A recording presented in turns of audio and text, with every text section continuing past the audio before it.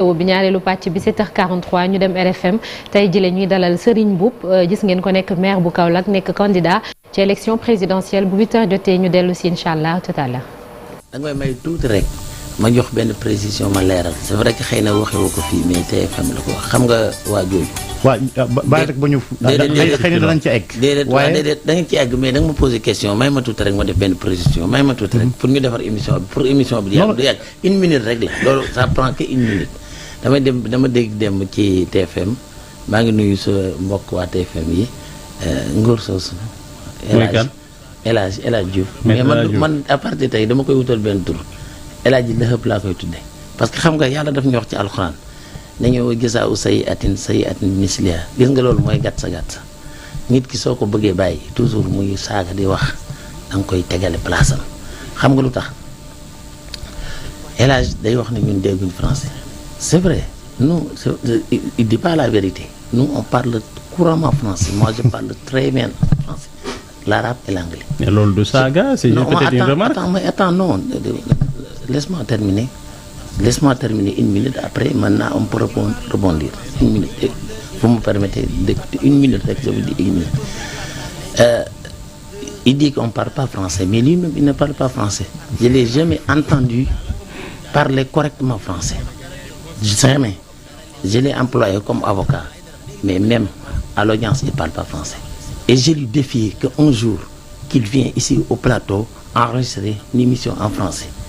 Mais quand même, je ne parle pas sur quand même à la non, il ne parle pas français. Écoute-le très bien, il ne parle pas français. Il ne peut même pas parler en français. Deux phrases sans parler wolof ou bien mélange et parler comme borom ñaari tur yi ay affaire yooyu ay waxam dara leeru xar ma wax la ay daram léegi nag may ma rek ma wax ko li ma koy wax xam nga yonent bi sallallahu alayhi wa sallam bi nga xamee ne ni dafa am ko diffamé daf ko tontu xam nga lan la ko wax dane ko n'obéissez pas à ceux qui crient en mensonge, n'obéissez pas à aucun grand jureur méprisable. Ci wolof hein? Un grand, je lui réponds en français pour qu'il comprenne que je parle français. Je répète, n'oubliez pas à ceux qui crient en mensonge, n'oubliez pas à aucun jureur méprisable, grand diffamateur, grand colporateur et médisance, grand empêcheur de bien, transgresseur, grand pécheur. Je dis grand pécheur, on l'a accusé de tout. Au cœur dire et en plus de cela, bâtard. Nous, on sait parfaitement. Moi, je le dis, c'est le bon Dieu qui a dit ça. C'est le bon Dieu qui a dit ça. C'est le bon Dieu qui a dit ça. Attends, moi je le dis. Je le dis avec toutes mes responsabilités. Je le dis avec toutes mes responsabilités. Et là, nous nous connaissons. Nous connaissons. Je le dis, moi je vous dis le Coran. Je vous le répète en alpha. Voilà tout un mukazibina. Waddu law tudhinu fayudhinu. Voilà tout un kula halafin mahinin. Hamazin, Masha'in, Binamimin, Mana'in, Lil Khair, Mortad, Asim, Ontulin, Banda Zalik, Zanimin. Maintenant, on avance. J'ai dit ce que j'ai à dire. Je l'ai dit et je le maîtrise très bien. Peut-être il est en train. Je finis la question. Moi, je vous parle en France. Il est en train de mépriser l'ensemble des ressortissants des écoles coraniques. Nous, on est sorti, mais on parle français. On parle français correctement, mais c'est pas notre langue. On ne se glorifie pas. Mais sauf que dans les président de la République, il faut avoir français. Oui, moi j'écris. Parce que langue de travail, là où tu travailles là. Je vous parle en français. Je vous dis, je vous parle en français. Je le maîtrise. C'est un mensonge. Mais c'est pas pour moi. Moi, si c'était lui, je ne le réponds pas. Justement, mais laissez-moi terminer. Non, si vous voulez, on arrête ça, on avance. On avance justement parce que maintenant avance. Non.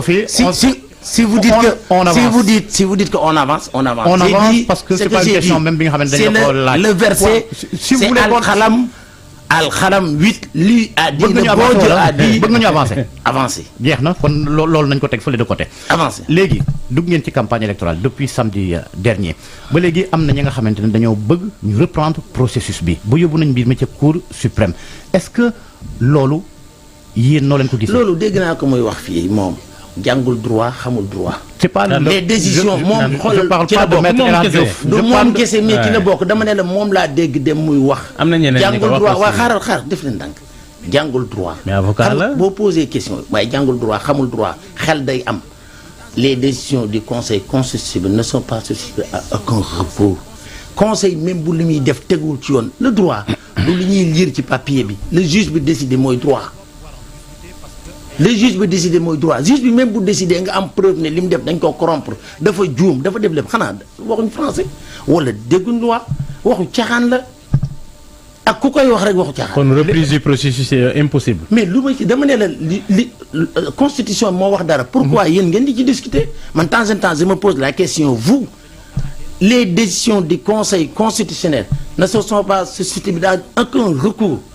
mais comment on peut discuter sur ce point-là. on doit pouvoir en discuter parce que ay kuréelu parti politique ñoo ko yóbbu cour suprême. donc loolu mënuñ ko bañ a laaj nit ñi pose la question au niveau du conseil constitutionnel mais moi Serigne Mboup ce qui m'intéresse mon programme qui est ànd nawle. deuxième chose d'accord nee nga décision conseil constitutionnel kenn waru cee mën a def ab recours. waaye ci date bi ci wàllu boppam. ñoom dañoo attaqué décret bi nga xamante ne. moo convoqué li nga xamante ne moo di collège électoral bi. mais on te dit qu'ils ne sont pas susceptibles dans aucun recours. loolu du conseil constitutionnel là. c'est le président qui a signé un décret convoquant le collège électoral. waaw le président a signé un décret. même si on l'annule. mais on reste avec la date du 31. c'est-à-dire il faut être vraiment un peu. mais donc loolu mooy sa xalaat. mais bien sûr. Okay. C'est-à-dire c'est pas xalaat c'est la vérité.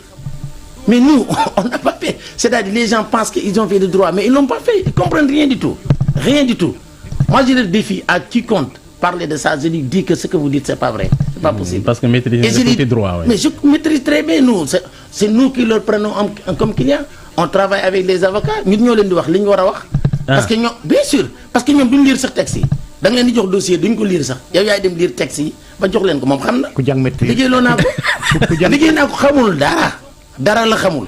du wax du wax dara soo bëggee daal nga bàyyi lii nga dugal ma sama programme. ñi yóbbu li nga xam ne déglu ma ñi yóbbu recours boobu ca conseil constitutionnel. xam nga leen avocat. maître El Hadj Diouf newu ca. ñoom Demba Ciré wàcc li la man lu ma ci xam man moom laa dégg man daal moom laa dégg démb parce que man ce point là ne m'intéresse pas. yow la nga dégg ñun ñu wax la nga xamante ne moo am ne m'intéresse pas Georges. du ma la wax ne waaw mais waxuñu ci kooku ci lii la ñu wax jooju intéressé wu ma parce que xam naa ne waxu caaxaan la. processus bi intéressé wu la xam nga nag yéen tamit seen problème mooy lan mooy bu leen nit laajee mu tontu leen. da ngeen di polémiquer ak moom. garder leen ni ma leen tontu ça m'intéresse pas. garder leen ni ma leen tontu ñu avancer. qu'est-ce que je peux faire. bu ñu polémiquer da ngay laaj tontu naa la. yaa ngi koy nee naa la ça m'intéresse pas. yaa ngi koy guddal de booba yow léegi pare naa ci boobu nañ dem ci beneen waaw nañ dem ci beneen. dugg nga ci campagne bi. waaw depuis samedi. même si peut-être au début c'était des enregistrements à la RTS ak yenn activités timidement yow sa programme nga jàpp ko ci ñetti poñ. ñetti poñ yooyu pourquoi nga tënk ko foofu. moo ñetti poñ yi dama ko tënk ñun sénégalais. ñun mooy dañu war a àndum nawle. problème yi fi am yépp mooy ñàkk àndum nawle li même yi ñu doon wax sax ñàkk àndum nawle beneen bi mooy dañu liggéeyu dañuy politique ñetteel ba mooy dañu njàkkal fayda lan mooy yokk ba yëg ko dañ lay nekk fii di la wax ay chiffres ak ay programme ak ay chiffres non nit ki da nga war a fexe ba nga xam ne ni croissance bi ngay wax mu yëg ko ci boppam. ñun ci loolu la ñuy liggéey ñetteel ba juróomeel beneen bi mooy daara ji su ma koy wax mooy professionnalisme ci jàng mooy njàng na nekk njàng mu qualité. am na ñu ne da ngay mbubboo daara juste pour la politique. waxuñu dëgg man ci daara laa jànge ci daara laa nekk ça fait 40 ans maa ngi wax ci daara politique gu ma oo ma parti defuma dara wax dëgg yàlla. yaa ngi politique de. non du politique su dee politique gu l'art de gérer les affaires de la cité. oui mu ne politique gu wax lu du dëgg déedéet. léegi nag bu ñu ko defee waxuma su ma nee daara ji du daara bi ñu jàng daara rek. daara ji tool bi penc bi. waaw daara mooy. l'éducation de qualité. l'éducation et les valeurs et la qualité de l'éducation et qualité de vie. xam nga nit du. ay littérature da ngay jàng ci école muy école français bi muy da nga war a jàng citoyenneté da nga war a jàng ay valeurs da nga war a jàng qualité de vie nooy dundee. nooy léegi ci l'école bi lan nga jàpp ni war nañ ko réformer loo xamante ni jàpp nga ni buñ ko réformer xëy na dina tabax citoyen bu bees. mooy jàngal nit ñi citoyenneté ak valeur ak qualité de vie. comment xam nga xaju fi xam nga yooyu yëpp da ngeen di xaar après bu ngeen ma woowee ci benn plan ma wax leen comment muy loolu. mais man dama lay jox xam nga ñun des slogans. waaw oui non un président de la République il ne donne que des visions. moi de temps en temps yéen a ngi may poser ay questions mais vision laay mën a joxe. président de la République vision lay joxe su paree woo équipe am ne vision bii lii laa war a def nan lañ koy defee parce que vision bi leer na. léegi nag nan lañ koy defee loolu la léegi nag boo demee ci liggéey bi ci liggéey bi mooy tool bi xam nga dama nekk wolof pire di utiliser baatu wolof man complexe wu ma ndax langue bi nga xam ne nii dañ ñoo coloniser woon ñun dañoo war a rus sax di ko wax xam nga outil de travail la aussi non outil de travail la mais am nañ outil de travail am nañ outil de travail waxuma ne duñ ko wax non waxuma noonu duñ ko wax am nañ wolof outil de travail la langue yëpp mais pas Sénégal seulement parce que da nga war a mais yéen ngi xoolal yeneen réew yi mais man chaque jour je parle avec des Français je parle en français mais attends voilà c'est ça mais attends mais dama ne mais on n'est pas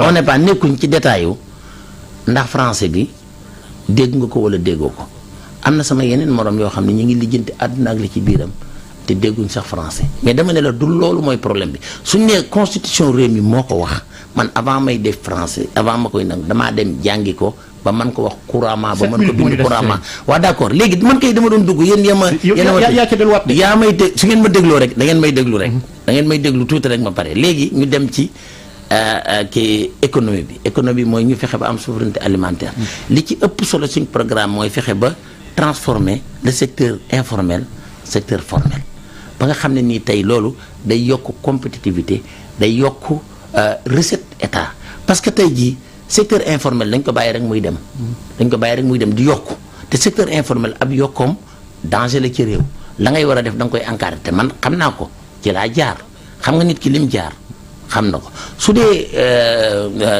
penc mi mooy renforcer la démocratie et l'état de droit. gouvernance waaw et gouvernance. mais am nañu ne déjà tu as des difficultés ci wàllu yorin mairie bi naka nga mën a yore réew parce que yàggul ni ça ne fait même pas 2 jours dégg nañ des travailleurs affiliés à la CNTS di laaj seen salaire et puis marché bi tamit ñu ngi ne dafa salté y a l'insalubrité foofu alors que yaa fa njiit wa. waaw mais Kaolack dama ko fekkoon mu gën a salté ci Sénégal. Kaolack dama ko fekkoon moo ëpp yoo.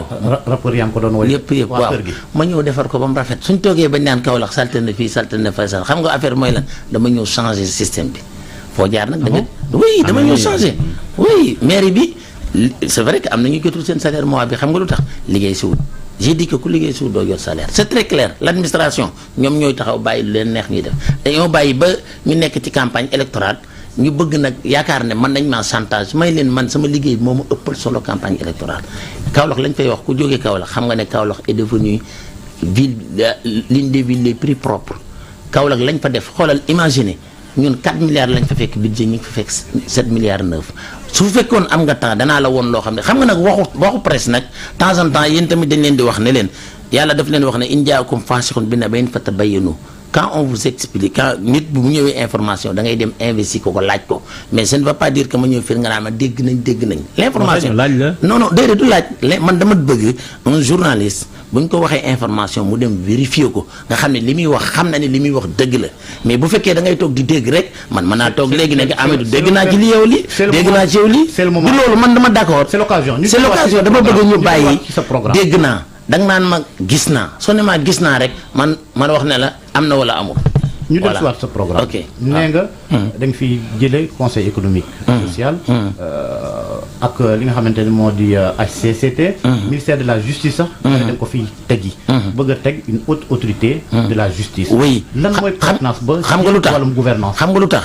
gis nga tey conseil constitutionnel tey nii muy doxale ñëpp xam nañ ne bu doon 2019 mën naa am du ko mën a doxale parce que doo am levier yëpp parce que tey xam na ne le président mi ngi dem mais tamit contexte bi tamit demee ñi fi toog danañ koo laaj loolu tax justice dañ ko war a bàyyi mu nekk institution comme assemblée nationale nga xam ne dañ koy élire day am pouvoir judiciaire. waaw pouvoir judiciaire dañ koy bàyyi dañ koy élire buñ ko élire ba pare ñoom ci seen biir ñu organiser wu comme assemblée nationale li muy defee bureau premier vice président wala nangam ñoom xam nañ ni ñu koy defee yooyu ay pratique la yoo xam ne boo dajalee li am États-Unis ak li am France pour libérer justice bi. mais est-ce que ragaloo itam ni ñuy woowee gouvernement de juge comme ni ñu. non mënul am gouvernement de juge parce que c'est le président de la République qui promulgue tout le président de la République dafa am pouvoir boo xam ne nii su d'accordul ci dara mën naa am même boo ko joxee bu ko bëggut a exécuter du ko exécuter mën na nekk fautif dafa am pouvoir am bu mu téye ba noppi na bàyyi ñeneen seen pouvoir léegi loolu mooy loolu beneen bi mooy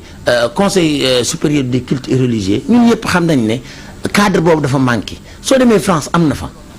ndax loolu ñi nga xam ne ñoom ñi institution religieuse yi. waaw ñu institution religieuse mu am seen cadre institutionnel boo xam ne nii fa la ñuy waxtaanee lépp léegi nag loolu beneen bi mooy c'est-à-dire boo supprimer conseil économique et social ak loolu daanaka loolu ngay jël transférer ko foofu te même mission yi nga leen di jox ndax ñoom tamit am nañ dañoo am possibilité de développement des terroirs de développement de l'économie parce que kër sëriñ bu ne boo fa demee da ngay fekk mu nekk entreprise sociale di liggéeyloo nit ñi di leen jàngal di leen jàppale looloo tax ñu def ko.